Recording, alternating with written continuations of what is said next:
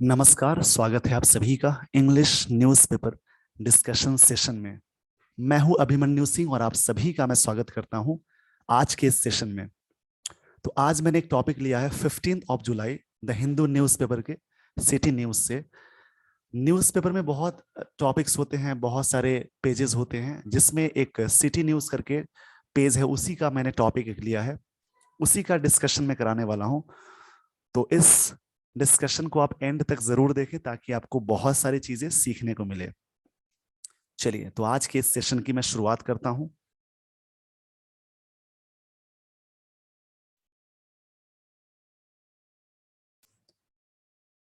यहां पे जो दो हेडलाइंस दी गई है इसके बारे में समझते हैं।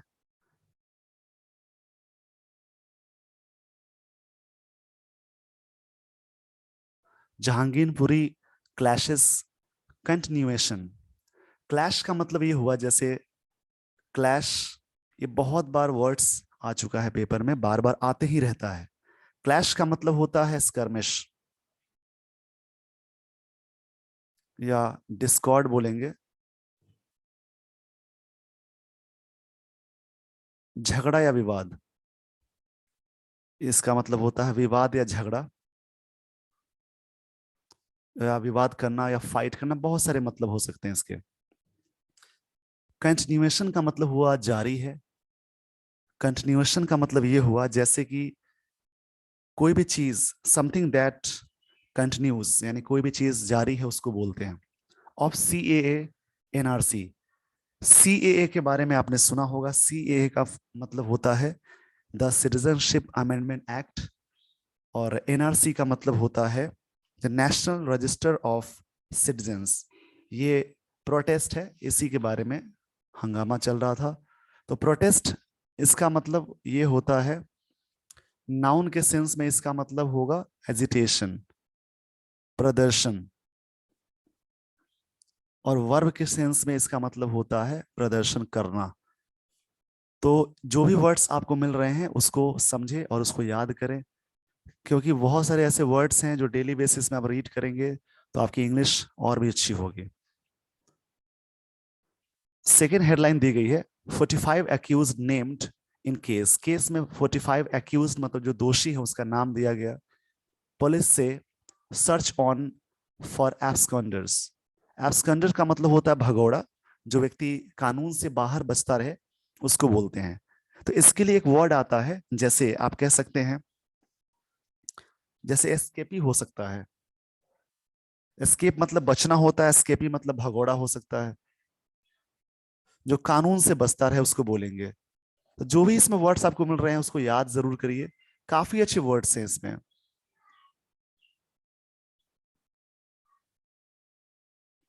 स्केपी मतलब भगोड़ा, या स्केप मतलब बचना होता है, बच निकलना होता है। पुलिस से, यानी ये सिंपल प्रेजेंट टेंस में सेंटेंस दिया हुआ है, यहाँ पे भी ये सिंपल प्रेजेंट टेंस में है, V1 या V5। जब भी कोई हेडलाइंस सिंपल प्रेजेंट टेंस में दी गई होती है तो उसका मतलब पास्ट में निकालते हैं। पुलिस ने बात कही, सर्च ऑन फॉर एब्सकॉन्डर्स, जो भगोड़े हैं, जो केस से, कानून के गिरफ्त या गिरफ्तारी से बाहर है, भाग रहे हैं, छुप रहे हैं, उसके बारे में सर्च जारी है, ऐसा पुलिस की टीम ने कही, पुलिस ने कही। समझते हैं स्टोरी को। नियरली 3 months आफ्टर, करीब करीब 3 महीने बाद। Communal violence. कम्युनल का मतलब होता है, जैसे आप कहेंगे सांप्रदायिक जो वायलेंस है, हिंसा है, उसको बोलते हैं। वायलेंस मतलब हिंसा होता है। यहाँ पे ब्रोकआउट है, ये ब्रेकआउट का V2 है। तो ब्रेकआउट का मतलब होता है, जैसे ब्रेकआउट, ये जो वर्ड है इसका मतलब होगा जैसे कोई भी अशुभ चीजों का स्टार्ट होना, तो उसी का V2 होता है ब्रोकआउट, उसी का V2 है ब्रोकआउट। तो यहां पे मैंने कहा कि ब्रेकआउट का मतलब हुआ टू स्टार्ट, ऐसे बोलेंगे टू स्टार्ट। लेकिन क्या, जैसे कि फायर, आग लगना, फाइट शुरू होना, यानी कोई भी अशुभ चीजों का स्टार्ट होना। इसको, जो चीजें मैं हिंदी में बोल रहा हूं उसको आप वीडियो को पॉज करके लिखते चलेंगे। ब्रेकआउट का मतलब होता है जैसे आग लग जाना, कोई भी अशुभ चीजों का स्टार्ट होना, कोई अशुभ घटना का शुरू होना, उसको ब्रेकआउट बोलते हैं। यहाँ पे है टू स्टार्ट, बट क्या, फायर, फाइट, कोई भी ऐसी चीज है। तो V2 फॉर्म में है। ये फ्रेजल वर्ब है। फ्रेजल वर्ब क्या होता है? वर्ब प्लस प्रेपोजिशन के कॉम्बिनेशन को बोलते हैं फ्रेजल वर्ब। आप इसी चैनल पे सर्च करिए phrasal verb part 1 by Abhimanyu Singh, phrasal verb part 2 by Abhimanyu Singh. YouTube channel पे आप सर्च करेंगे तो आपको मिल जाएंगे इसके बहुत सारे जो मैंने पढ़ाए थे, तो उसको जरूर देख लीजिए। सारे वर्ड्स मैंने वहां कवर कराए हुए हैं। In Jahangirpuri the Delhi police crime branch filed, file मतलब रजिस्टर करना होता है, फाइल का मतलब रजिस्टर करना होगा, जैसे दर्ज करना होगा बोल सकते हैं, V2 फॉर्म में है। नियरली 3000 पेज चार्जशीट, चार्जशीट का मतलब हुआ आरोप पत्र, चार्जशीट का मतलब हुआ आरोप पत्र। मतलब यहाँ पे क्या है, the Delhi police crime branch, Delhi police crime branch ने फाइल्ड किया, यानी चार्जशीट फाइल की, जिसमें करीब करीब 300 पेजेस की चार्जशीट फाइल है। इन द केस, उस केस में before a city court on Thursday, city court जो वहां है, बिफोर का मतलब के सामने होता है, के समक्ष होता है। बिफोर के दो सेंस होते हैं, या तो के पहले या के सामने, के समक्ष, इन द प्रेजेंस ऑफ, ये इसका मतलब होता है। एलिजिंग का मतलब आरोप लगाना, एलिज का मतलब होता है आरोप लगाना, तो एलिजिंग मतलब आरोप लगाते हुए that violence was a continuation of the CAA NRC protest. ये जो वायलेंस किस लिए कंटिन्यू था, जारी था, जो CAA और NRC जो पॉलिसी आई थी उसके लिए। जैसा कि मैंने कहा, CAA का मतलब होता है द सिटीजनशिप अमेंडमेंट एक्ट, और NRC का मतलब होता है नेशनल रजिस्टर ऑफ सिटीजन्स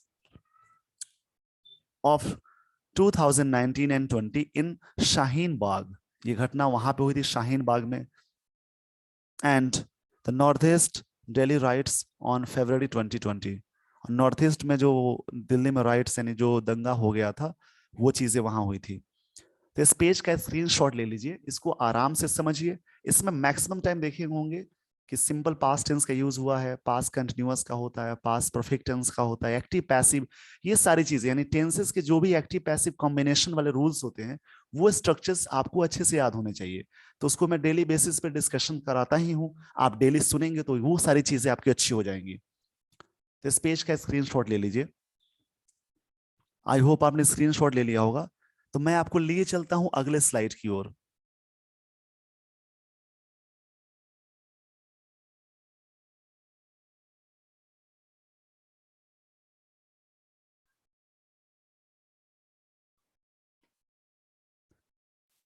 तो यहाँ पे अगली जो लाइन दी गई है, the chargesheet also mention the violence, उसमें मेंशन किया गया वायलेंस के बारे में। दैट इरप्टेड, इरप्ट का मतलब ही होता है जैसे कोई चीज भड़क जाना, इरप्ट का मतलब ही होगा एक्सप्लोड करना। इरप्ट एक वर्ड मिला जिसका मतलब होता है जैसे कोई चीज का भड़क जाना, आप ये कहेंगे।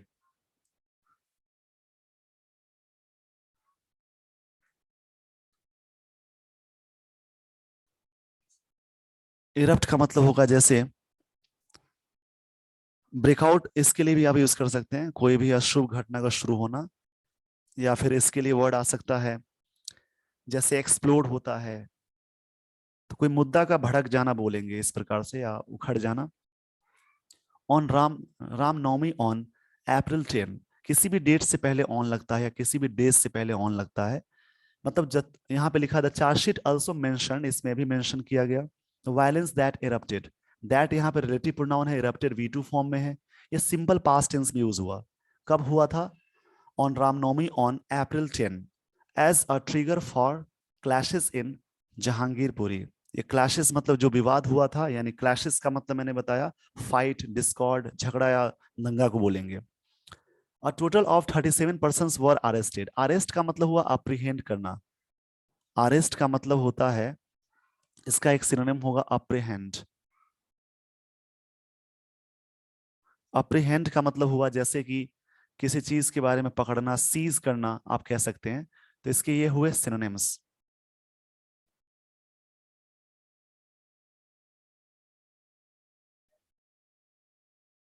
इसका मतलब होता है सीज, पकड़ना या जब्त करना भी बोलेंगे। तो अरेस्ट के लिए वर्ड आएगा अप्रीहेंड या अरेस्ट बोलेंगे। तो यहाँ पे लिखा गया total of 37 persons were arrested, total कितने लोग अरेस्ट किए गए, ये सिंपल पास्ट टेंस का पैसिव है। वाज या वर के साथ V3 लगा हुआ है, सिंपल पास्ट टेंस का पैसिव है।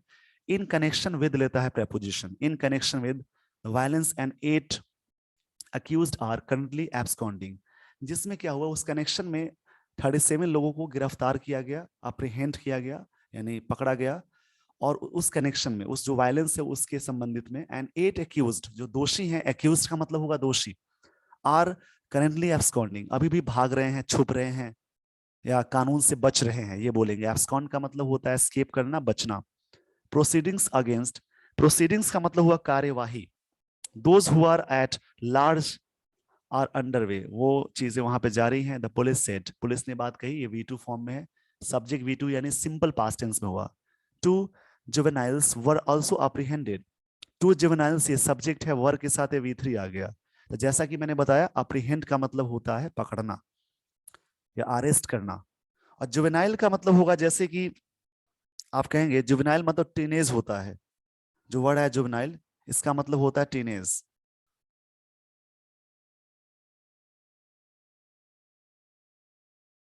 इसका मतलब हुआ टीनेज, जो अंडर 18 है, मतलब 18 प्लस नहीं है, उसको बोलेंगे।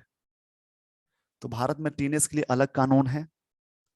चलिए, तो यहाँ पे सेंटेंस टू जुवेनाइल्स, दो लोगों की बात है, इसलिए वर आ गया, वाज या वर में वर लगा हुआ है, उसके साथ V3 लगा देंगे, यानी सिंपल पास्ट का पैसिव हुआ। दो जुवेनाइल्स यहाँ पे जो हुए वो पकड़े गए, ये इसका मतलब निकालेंगे। तो आई होप यहां तक ये सारी चीजें क्लियर हो गई होंगी। तो आप इस पेज का स्क्रीनशॉट ले लीजिए वीडियो को पॉज करके। आशा करता हूं, उम्मीद है कि आपने स्क्रीनशॉट ले लिया होगा। तो मैं आपको लिए चलता हूं अगले स्लाइड की ओर।